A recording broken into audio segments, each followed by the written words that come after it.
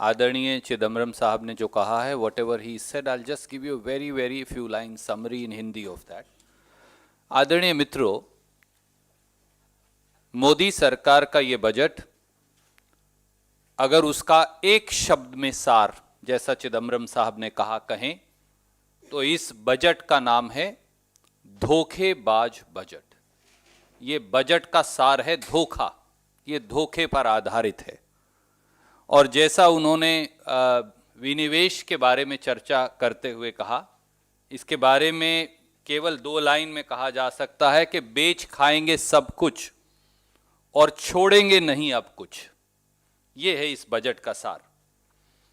इस बजट ने गरीब को धोखा दिया, नौकरी पेशा लोगों को धोखा दिया, मजदूर किसान छोटे उद्योग को धोखा दिया और उन सांसदों को भी धोखा दिया जो वित्त मंत्री के बजटीय भाषण को सुन रहे थे। जो चीजें देश की सुरक्षा और अस्मिता के लिए आवश्यक थी, उनकी चर्चा तक वित्त मंत्री ने नहीं की। उदाहरण के तौर पर आपने देश की राष्ट्रीय सुरक्षा से जुड़े डिफेंस बजट के बारे में कहा। डिफेंस बजट में एक फूटी कौड़ी भी नहीं बढ़ाई गई। ऐसे समय में जब चीन हमारी सरजमी पर कब्जा किए है, रक्षा बजट की चर्चा तक ना करना इस देश की सरकार की प्राथमिकता या उसकी कमी की ओर इशारा करता है। स्वास्थ्य, जो दूसरा सबसे महत्वपूर्ण पहलू कोरोना काल में है, वो भी धोखे पर आधारित है। और उसके आंकड़े चिदम्बरम साहब ने दिए कि अगर फाइनेंस कमीशन और कॉस्ट ऑफ वैक्सीनेशन को निकाल दिया जाए तो यहां तक कि ड्रिंकिंग वाटर और सैनिटेशन का बजट भी स्वास्थ्य के अंदर जोड़कर एक आंकड़ों की फेल जादूगर की मायावी जादूगरी पेश करने का एक फेल कोशिश की गई। जिस प्रकार से राजकोषीय घाटा और वित्तीय घाटा लगभग 9.5-10% तक पहुंच गया है, यह निवेशकों के लिए और इसकी देश की अर्थव्यवस्था के लिए खतरे की एक बड़ी घंटी है।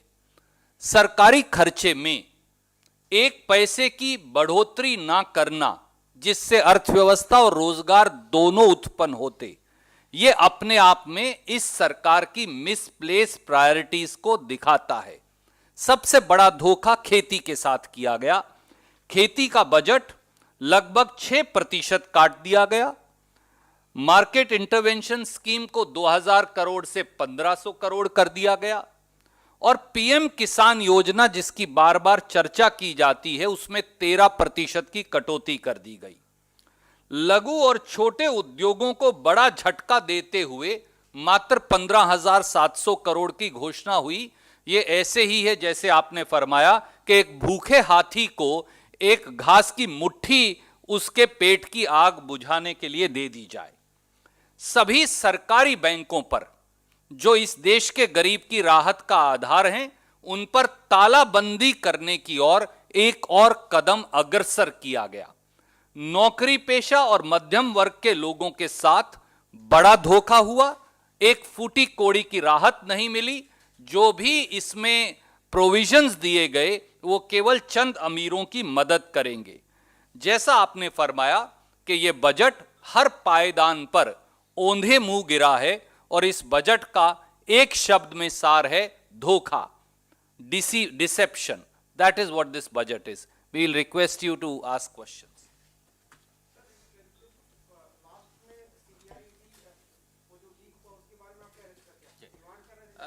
नहीं, माफ कीजिए, आदरणीय चिदम्बरम साहब ने यह कहा कि 40 मिनट तक बजट पेश करने के बाद भी राजकोषीय घाटा और वित्तीय घाटा, यह पैरा 141 पर आया। आप ये सोचिए कि जब वित्तीय घाटा बढ़कर 10% के करीब हो जाए, 9.6%, यह अपने आप में दिखाता है कि अर्थव्यवस्था की हालत कितनी पतली है। अब अगर वित्त मंत्री 141 नंबर पैरा तक राजकोषीय घाटा और वित्तीय घाटा भी छुपाने का एक कुत्सित प्रयास करें, तो एक साधारण शब्द में और एक व्यंग्यात्मक शैली में आदरणीय चिदम्बरम साहब ने कहा कि शायद इसे छिपाने के पीछे आजकल ईडी और सीबीआई के पास कम काम है, उनको ये जांच का विषय है, उनको दे देना चाहिए।